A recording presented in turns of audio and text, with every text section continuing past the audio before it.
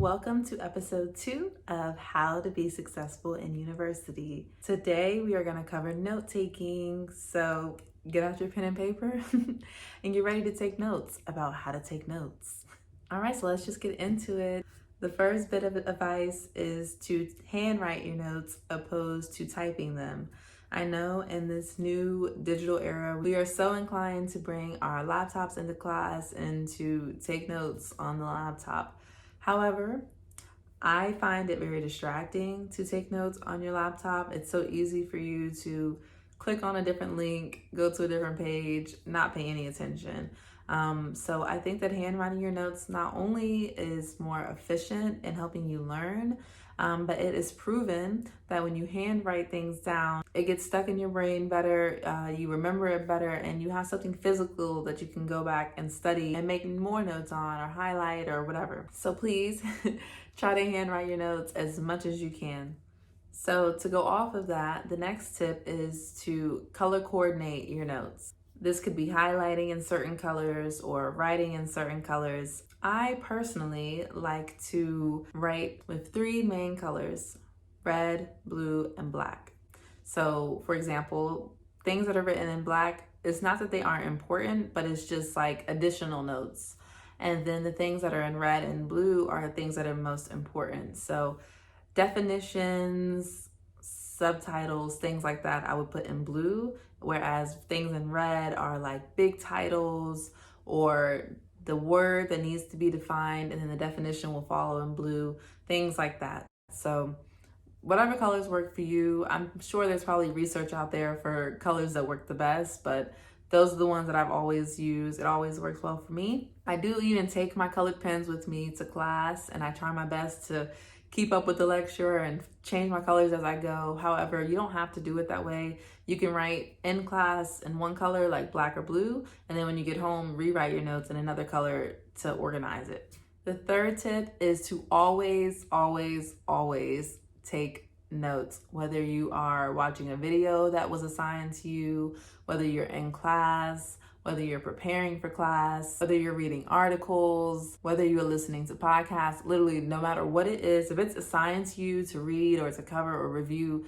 take notes on it, because you don't want to have to go back and reread the article to remember what it was about or rewatch the video. If you have notes, you can easily pull up your notes, refresh your memory, you can contribute in class, you can study off of your notes.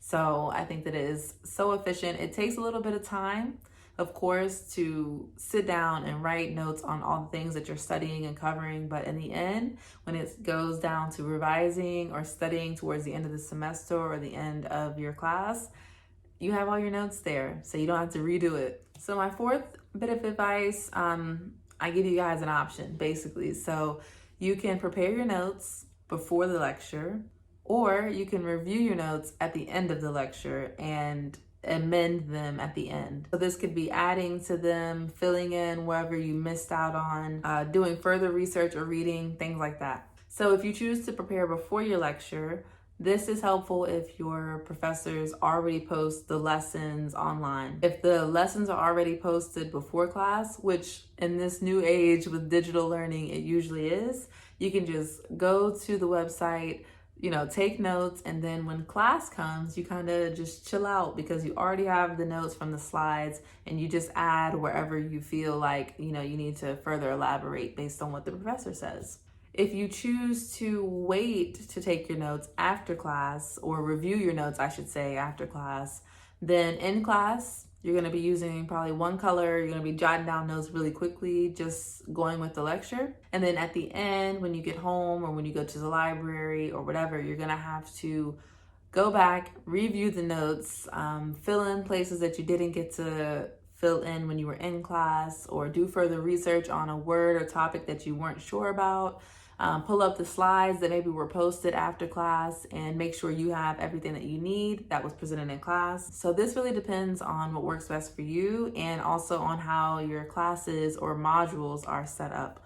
So for me, I have to do both sometimes. If I have the ability to do notes before, that's what I choose to do first. If I don't have enough time, or maybe I didn't get all the notes that I wanted to from class, then I'll come back at the end of the day and review them. So completely up to you. It's gonna probably vary from class to class, situation to situation. The next tip for note taking is to organize. Organize your notes. So you wanna have a header, you wanna have a title, you wanna have subtitles, different colors to really make it stand out to you. You wanna have maybe a little section for commentary or additional notes that comes up, but definitely keep your notes organized. Like I said, at first when you're in class, you may just be jotting things down here or there, but you need to make sure that your final piece of notes, your final notes for that subject are organized, easy to read, quick to look at. You can scroll through and find, what am I looking for? But organization is key so that you can have clear, readable, and helpful notes. And this last tip is specifically for international students. If you do not speak the language, like if you don't speak English, for example, that's not your first language, I should say, then you want to be sure that you are writing your notes in English. Write your to-do list and your agenda and your diary, write all that stuff in English. Literally, write as much English as you can.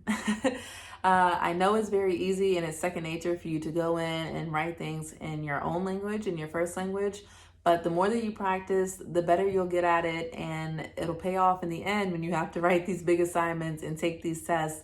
You'll be getting better and better at writing English every single day. So that is it for this video on note taking. I hope that this was very helpful for you all. If you have any questions, anything you want me to elaborate on, please feel free to comment down below and I will definitely get back to you. So yeah, thank you all so much. I hope you all enjoyed, and I will see you all in the next video where I'm going to be covering assignments, exams, assessments, things like that.